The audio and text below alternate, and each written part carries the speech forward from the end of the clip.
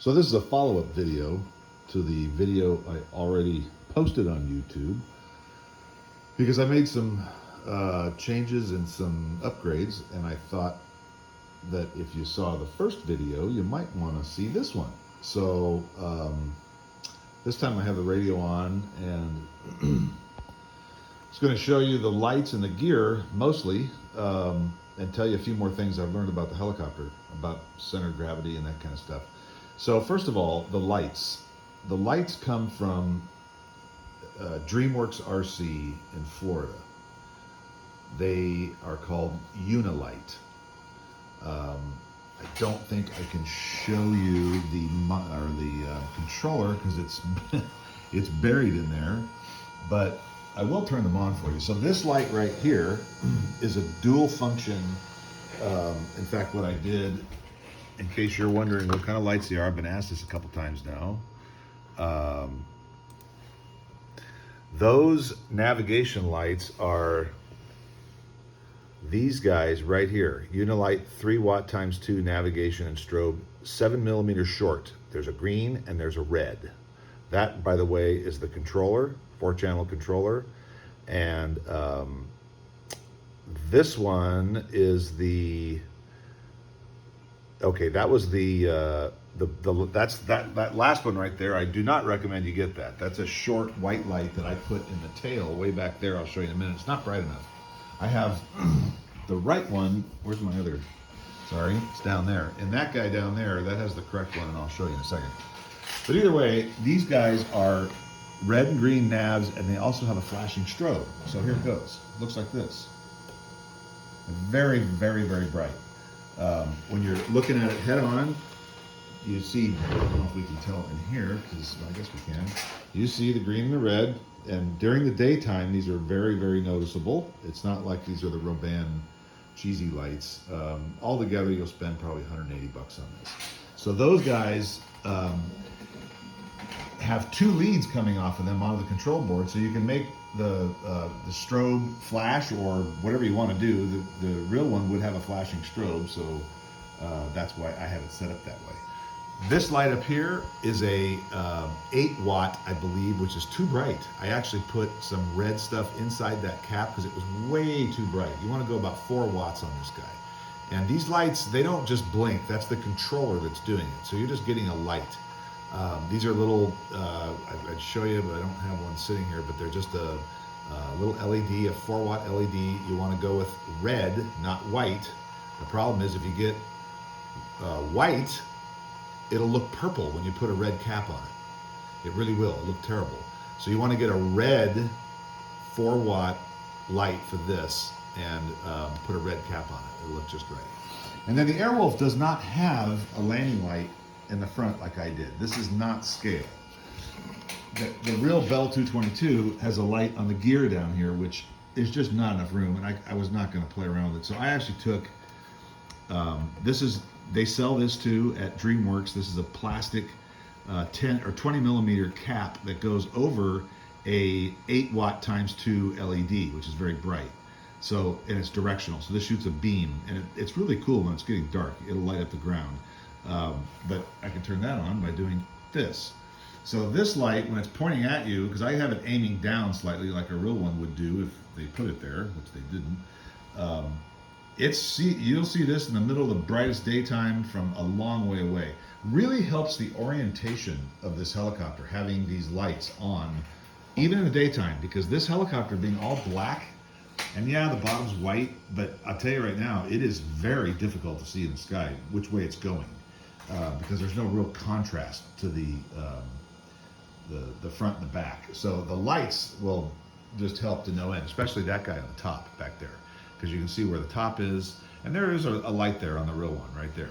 And then finally, the the navigation light on the back is this guy, and I'm telling you right now, this guy's not bright enough. It's bright, but it's only a 1 watt, and I bought it through DreamWorks, and because I thought I couldn't get anything bigger in here, but you know what? And you can see my hot glue job here. It doesn't look that great, but this light, actually that's so warm that it's melted the hot glue. That's kind of funny. You can get a short stubby guy that's a 4-watt white light that'll probably stick out of this thing just a little farther than this. It might see a little bit of the heat sink sticking out, but that's okay. It would look fine. You could even dress it up so it didn't matter, because you really want to see this guy in the daytime because it helps with the orientation. And this one's not bright enough. I ran the wire up through the vertical stab. It's hot glued. All the wires in the whole helicopter are hot glued to the sides inside of the fiberglass. And this one, you want to make sure it doesn't get tangled up with the gears in here. All the rest of these lights, the wires are hot glued to like this one right here is hot glued to the underside of this. And the control board I have hot glued to the bottom of the thing, I think right about in here. Can't get at it unless I pull it all apart, but you don't need to, so that's okay. And what else would you want to know about the lights? I have that controller has multiple different flashing sequences that you can use. I just have it, so right here, everything is off. This is a 3-way switch. So right now, everything's off. 1 click up, everything's on except the landing light, and then 2 clicks up, the landing light comes on. So you can do it however you want, because there's many different ways of doing it, but that's kind of how that goes. And then there's the gear. And if you look at the first video, I showed you the standard gear that comes with the Airwolf, which is just a bent piece of wire. Does not look scale at all. They're just kind of really cheesy looking, actually. And let me just get this around here so you can see this. So these wheels right here, hold on, I have that sight pulled up. I think it was this guy. So that is where these came from. This is Horizon Hobby. Okay, so go to Horizon Hobby, that part number right there. It looks like they're back ordered right now, but these are the landing gear on one of their jets. They're 130 jet, 70 millimeter EDF version 2. It's the Yak 130. Sorry, the Yak 130. They're pretty close to scale. They have the aluminum goes around both sides of the wheel, just like on the real one. It has like a little, Airwolf strut thing like this. It holds the weight about right. I think it could use a little bigger spring inside of here, because it pretty much flattens it on these. The nose does not flatten. These are all three the same, by the way. The nose, you can see it, and I have batteries in here right now, 5,000 milliamp packs. It's perfect. I mean, it could probably be a little bigger spring. And the retractable mechanism with these things, boy, that's going to be hard for me to show you. I don't know if I can do that without really having trouble. Let's see if I can try to do this for you. Well, yeah, this is going to be hard. So if I hold this up like that, I think you can see that right there. So let's do that. Okay, this is hard to do. And then back down. You'll notice how slow they are because I have my servos set through my transmitter to be extremely slow. I think I have them on almost as slow as they go, because that looks kind of scale. If they go flipping up and down, that doesn't look very good. So that's the gear. And by the way, no modification required. I think it's 3 millimeters is the pin that goes up into the actuator they give you with the Retracts. It's a 3 millimeter hole. And you need to just take what I used was a nail. I couldn't find anything that was exactly 3 millimeter diameter. And I went down to the hardware store and I was looking at all the thousands of nails, and I found one. I found nails that were exactly the right diameter. But if you have exact 3 millimeter steel tubing, that's what goes into there. There's a couple of set screws on this, and then 2 set screws inside there on the thing. And it's that simple. I mean, it literally took me minutes to put these together. So if you're looking for a way to do retracts and not spend a ton of money, like I say, these are 35 bucks each. So $100 you could do the whole thing.